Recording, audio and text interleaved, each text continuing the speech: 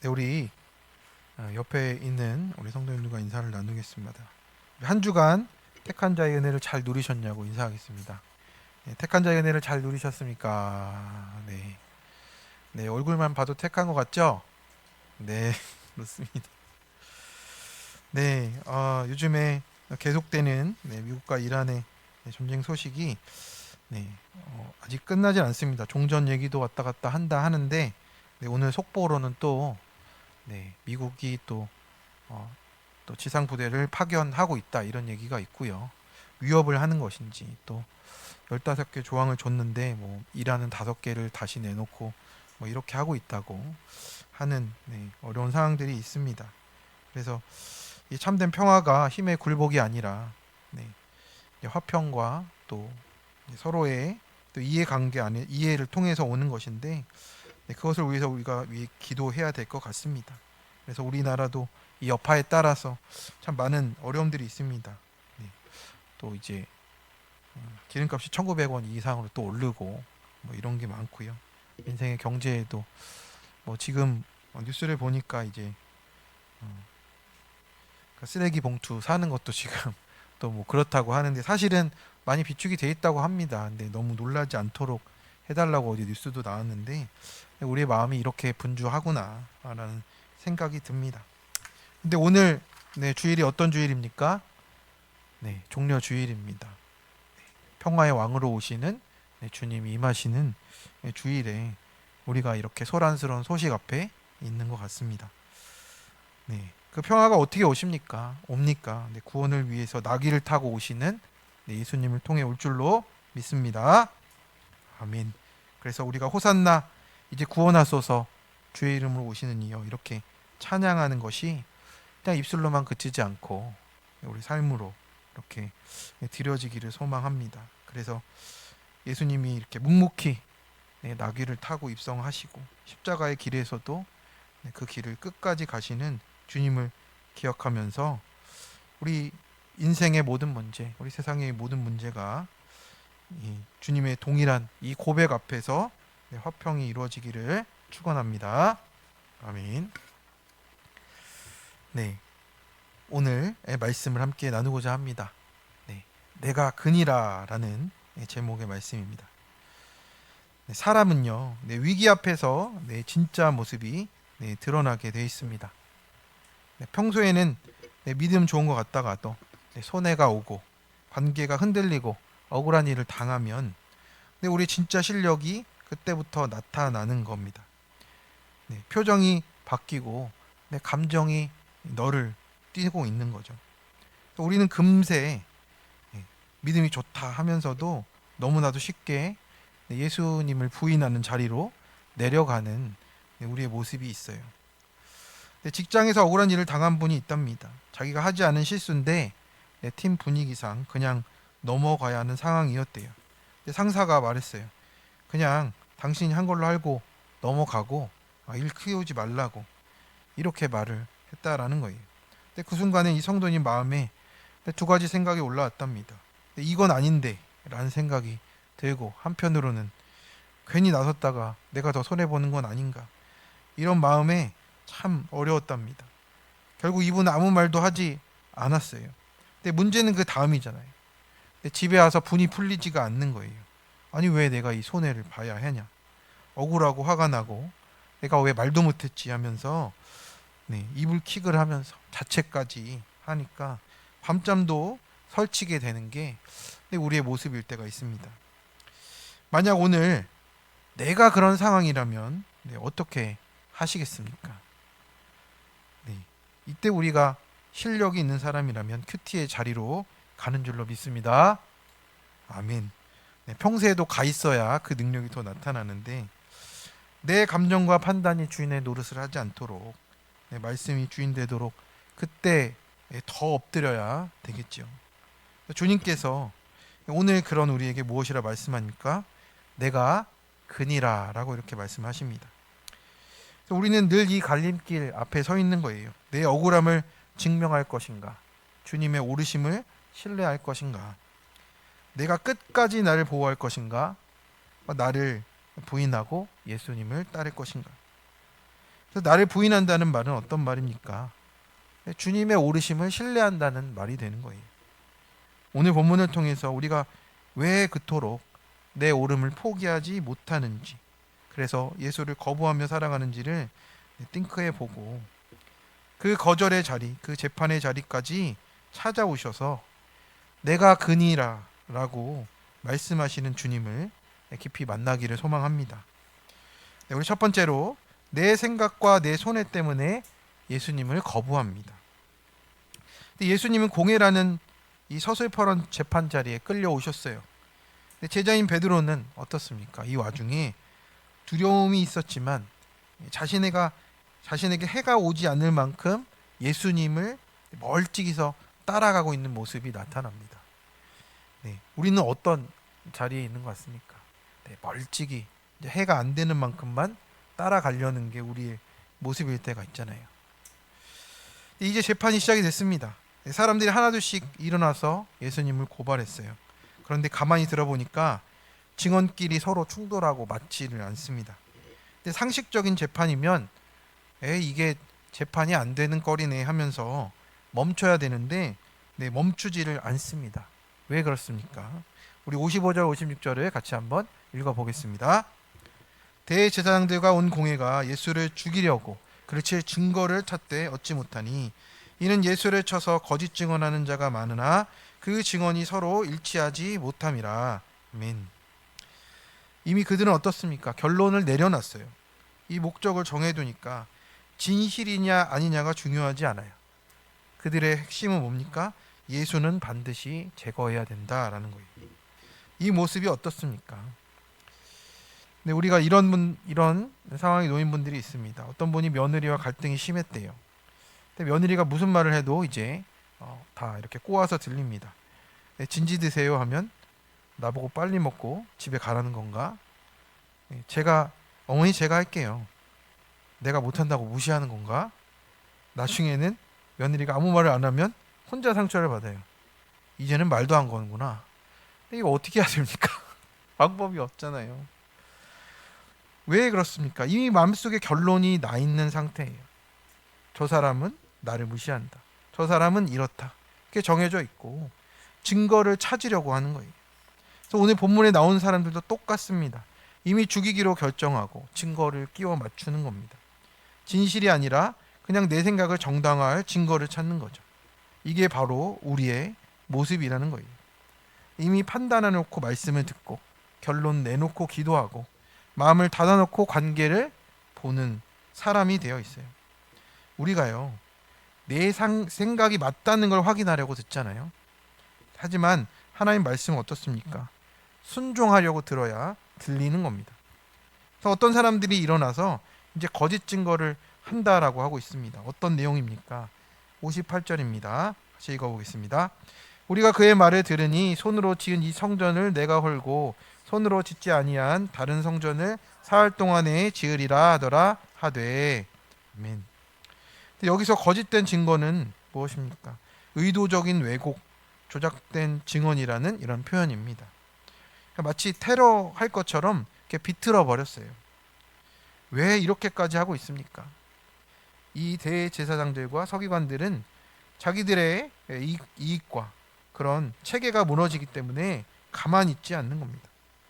예수님이 진짜 메시아면 지금까지 자기들이 누려온 종교적인 권위와 기득권을 다 내려놓아야 되거든요. 진리가 손해가 될 것 같으니까 진리를 가짜뉴스로 만들어 버리는 겁니다. 우리도 똑같습니다. 말씀이 내 생각과 맞지 않으면 불편하다 여겨요. 손해보는 것 같으면 순종을 하지 않습니다. 관계에서 내가 낮아져야 할 때는 자존심 때문에 예수님이 옳습니다가 안 되는 거예요. 그래서 우리는 어떻게 예수님을 거부합니까? 조용히 거부합니다. 내가 붙드는 옳다는 생각이 예수님을 밀어내고 있어요. 내가 평생 공들여 쌓아온 내 의가 있습니다. 그런데 이 고집스러운 이 재판자리, 내 인생에 지금 누가 찾아오셨어요? 예수님이 찾아오시는 거예요. 사건으로 찾아오시고 나를 만나러 오셨습니다. 예수님이 그렇게 나에게 진짜로 찾아오시면 어떤 일이 벌어집니까? 내가 평생 공들여 쌓아온 의가 무너집니다. 내가 붙들고 있는 내 자부심이 무너지고 누구에게도 굽히기 싫었던 내 자존심이 깨져버립니다. 내가 누리고 있던 자리가 뿌리째 흔들려 버리는 거예요. 사람은 어떻습니까? 본능적으로 이 흔들림을 싫어해요. 어떻게 반응을 합니까? 내가 부정당하는 것이 죽기보다 싫어서 나를 지키기 위해서 내 손해를 막기 위해서 몸부림을 치는 겁니다. 그러다 보니 이제 나라는 존재가 무엇이라 말하게 되나요? 주님, 이건 아니죠. 제가 얼마나 열심히 살았는데 저한테 이러십니까? 하면서 예수님도 판단하는 자리에 올라앉아 가는 거예요. 이 말씀대로 살면 저만 바보 되고 손해되는데 어떻게 순종하라는 겁니까? 이 말이 우리가 매일 삶 속에서 내뱉는 거짓 직원이 되고 있는 거예요. 예수님이 주인이라고 하는데 나는 어떻게 순종하냐고 이렇게 소리 지르는 거죠. 예수님 틀렸다고, 내 상황은 예라고 우기면서 주님을 밀쳐내는 겁니다. 그렇게 내 생각과 이익의 우상을 부인하지 못하니까 대신 누구를 부인해요? 예수님을 부인하는 우리가 되는 겁니다. 그래서 오늘 본문을 보면 어떻습니까? 이 기가 막힌 불법 재판의 현장에서 자격 없는 재판장이 올라앉아 있습니다. 또 나를 죽이려 혈안이 된 거짓 증언 속에서 예수님은 아무 말도 하지 않으시고 침묵하세요. 힘이 없어서겠습니까? 논리가 부족해서였겠습니까? 그것이 아니라 내가 만든 왜곡된 인생, 내가 뱉은 추악한 거짓 증언, 내가 끝까지 부인하지 못한 그 죄의 무게를 고스란히 주님의 몸으로 받아내시겠다 결정했기 때문입니다. 내가 살려고 뱉은 그런 말들 때문에 주님이 죽으시고 내가 지키려 했던 자존심 때문에 온갖 수치를 당하고 계십니다. 그래서 주님의 침묵은 무능함이 아니고 나 같은 죄인을 살리시려는 가장 치열한 사랑의 확증을 우리에게 보이시는 줄로 믿습니다. 적용 질문입니다. 나는 어떤 생각과 손해 때문에 예수님을 거부하고 있습니까? 베드로처럼 멀찍이 예수님을 따라가고 있지 않습니까? 내 생각이 맞다며 이미 내려져 있는 결론은 어떤 것입니까? 예수님이 나에게 오심으로 그 결론이 깨뜨려지고 있습니까? 두 번째입니다. 오해와 비난 속에서도 그리스도인임을 명확히 드러냅니다. 이제 제 제사장이 직접 물었어요. 60절과 61절의 말씀을 읽어보겠습니다.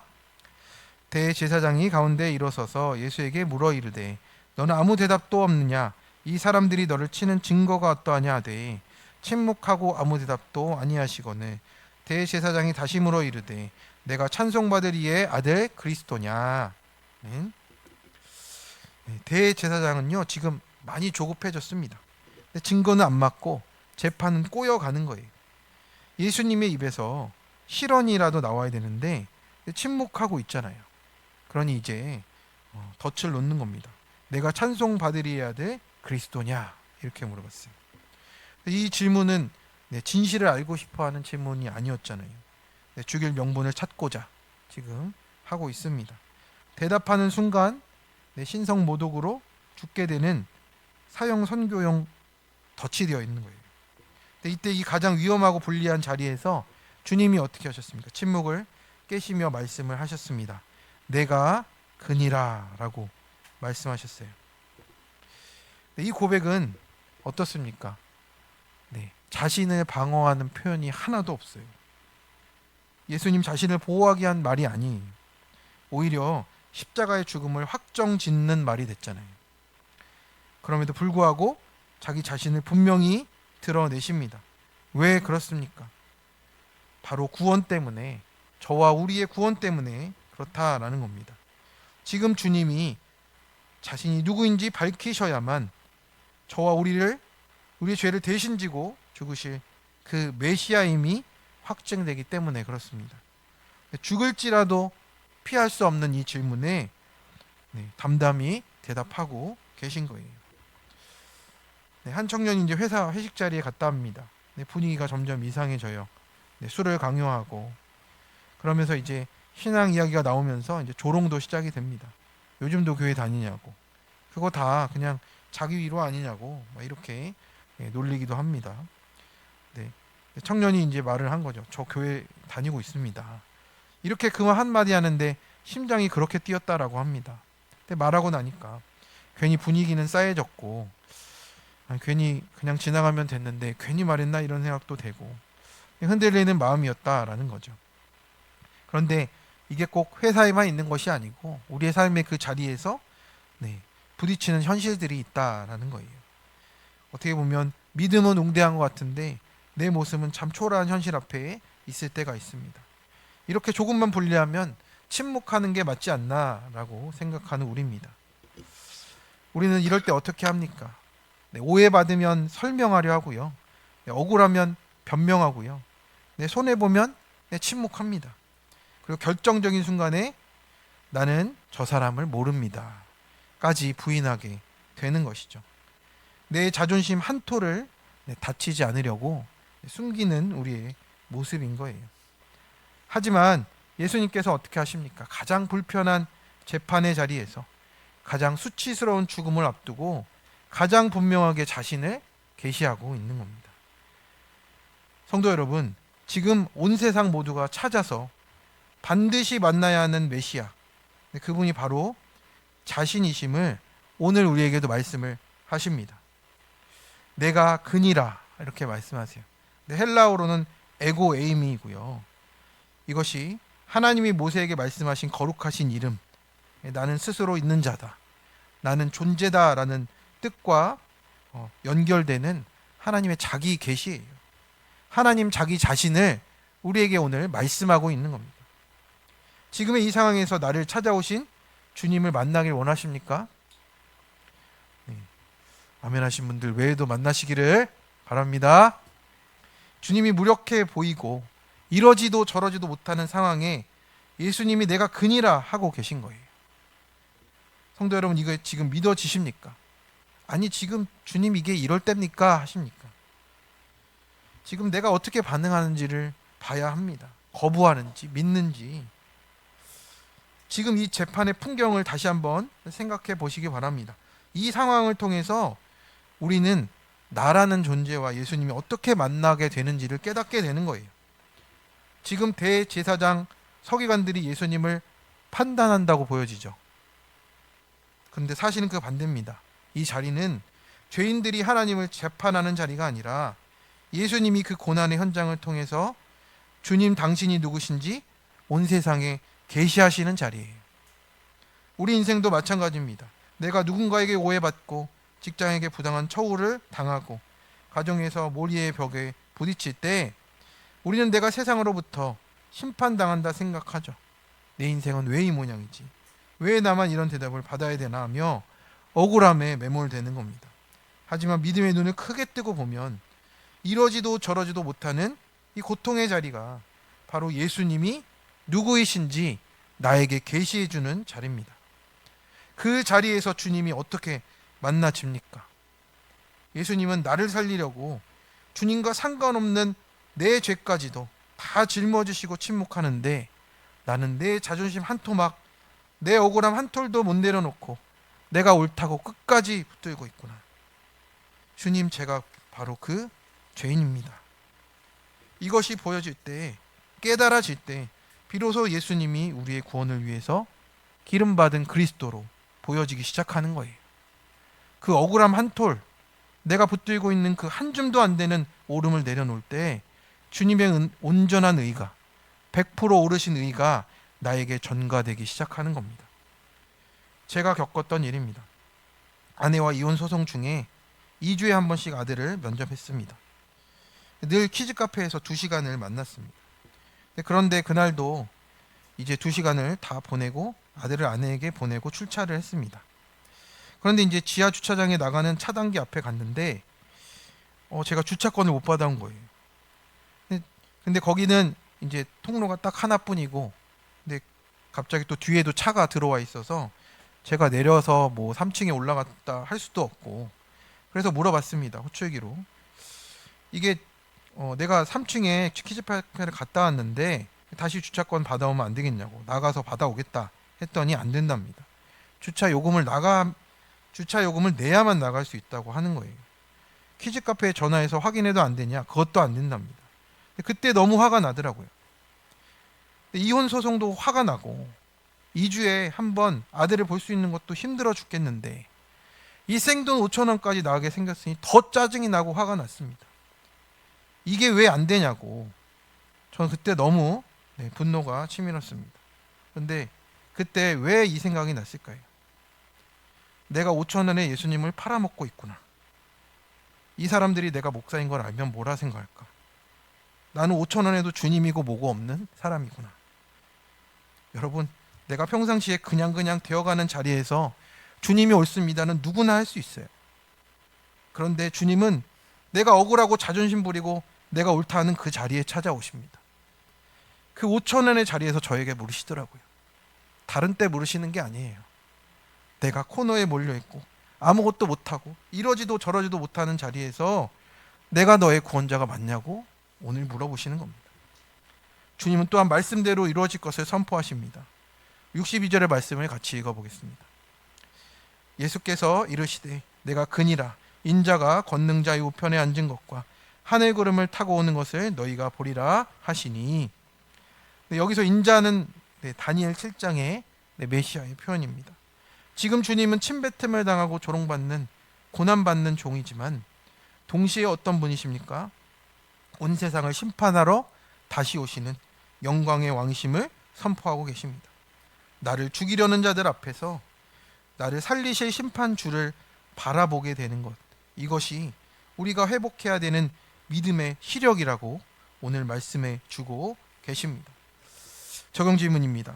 나는 어떤 자리에서 신앙을 숨기고 있습니까? 내가 끝까지 놓지 못하는 억울함, 집착하는 한톨은 무엇인가요? 그것을 풀기 위해 설명하고 변명합니까?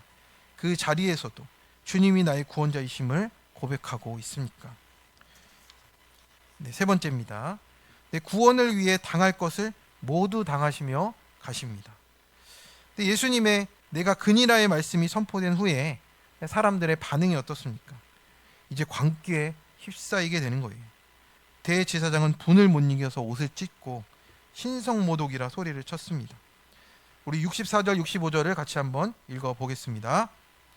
그 신성모독하는 말을 너희가 들었도다. 너희는 어떻게 생각하느냐 하니 그들이 다 예수를 사형에 해당하는 자로 정죄하고 어떤 사람은 그에게 침을 뱉으며 그 얼굴을 가리고 주먹으로 치며 이르되 선지자 노릇을 하라 하고 하인들은 손바닥으로 치더라. 기다렸다는 듯이 이제 신성모독이라는 죄를 씌워서 사형까지 언도해 버립니다. 거룩하신 주님께 이제 침을 뱉는 거죠.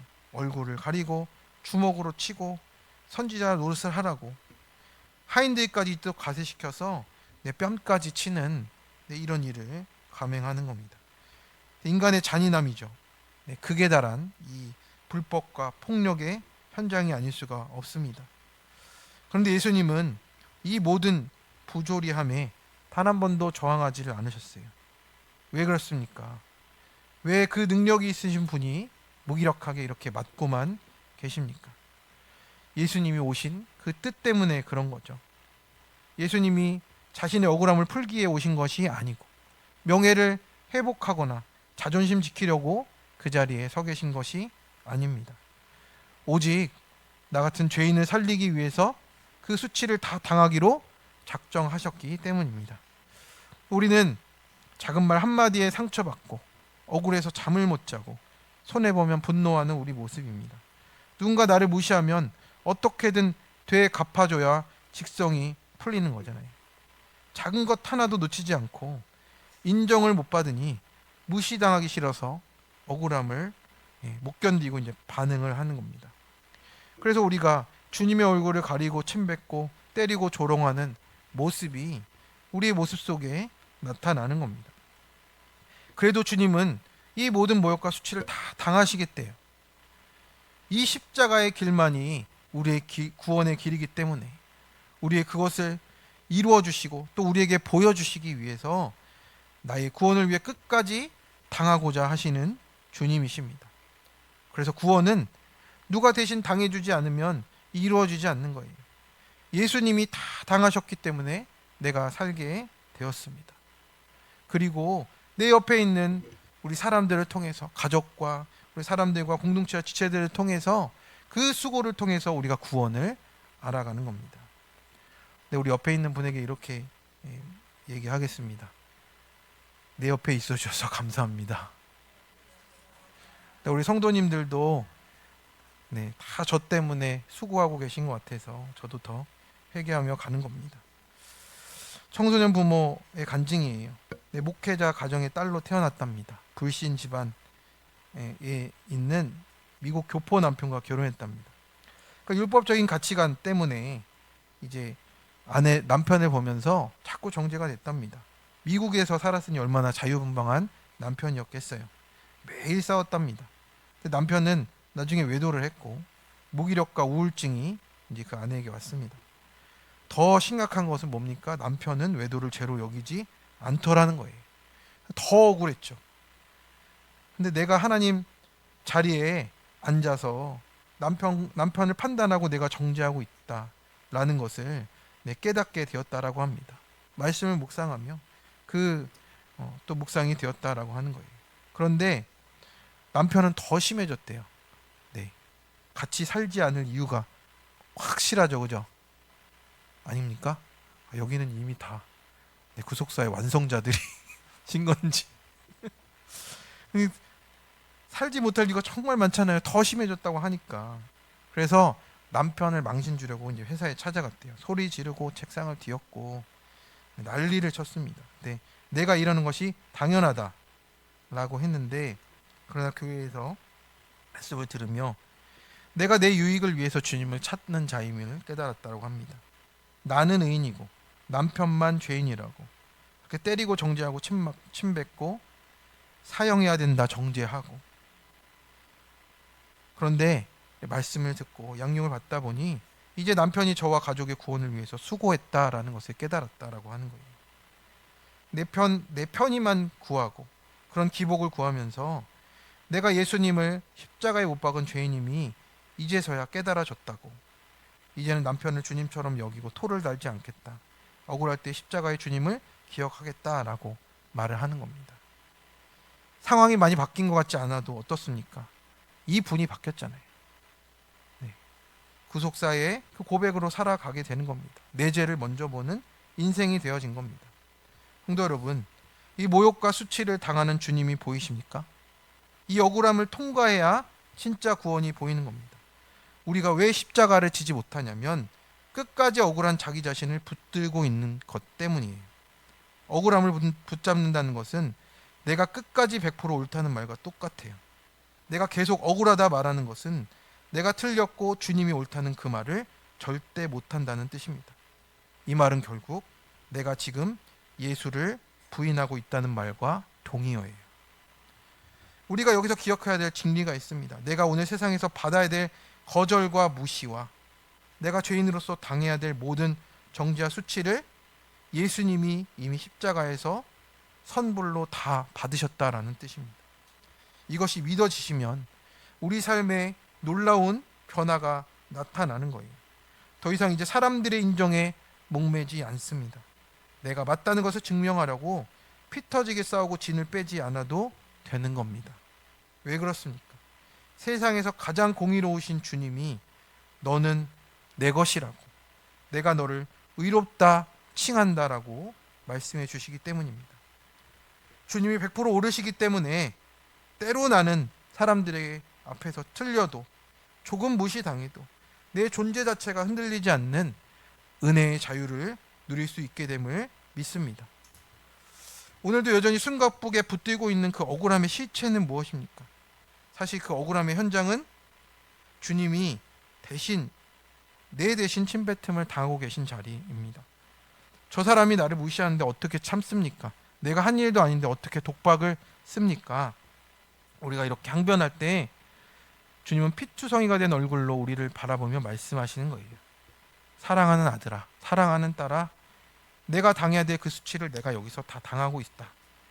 그러니 너는 그 사람과 싸우지 말고 나에게로 오라. 이렇게 말씀을 주시는 줄 믿습니다. 주님의 이 처절한 사랑이 나를 향한 사랑인 줄로 믿습니다. 그래서 우리가 비로소 내 손에 꽉 쥐고 있던 혈기와 나의 오름을 내려놓고 주님 앞에 나오라고, 그 묵묵히 십자가의 길을 가신 주님의 뒤를 따라오라는 주님의 음성을 듣게 되는 줄로 믿습니다.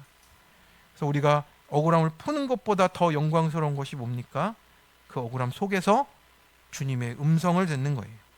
내가 죽어야 될 그 재판의 자리에서 내가 그니라 말씀하셔서 나를 살리신 주님을 바라보시기를 바랍니다.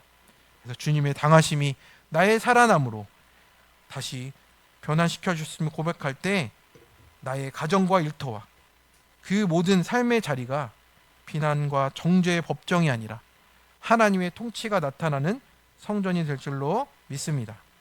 네, 적용 질문입니다. 내가 여전히 이것은 내가 맞지 하며 혈기내는 것은 무엇입니까? 그것 때문에 주님이 100% 옳다 하지 못하는 내 모습, 내 생각이 주님보다 맞기에 주님의 얼굴을 가리고 때리고 조롱하는 내 모습이 보이십니까? 내가 옳다고 고집 부리는 만큼 주님께서 내 구원을 위해 모두 당하시고 가시는 것이 인정이 되십니까? 네, 말씀을 맺겠습니다. 예수님 오늘도 내가 처한 상황 속에서 말씀하십니다.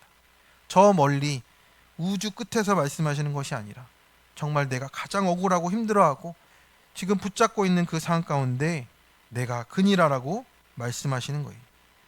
이 고백은 아직도 끝까지 억울함을 붙잡는 나를 위해서 주님이 십자가를 향해 끝까지 가시겠다는 끈질기신 사랑을 보여주십니다.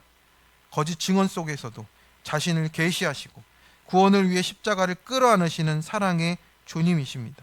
폭력과 불법을 끝까지 당하시는 구원자가 되십니다.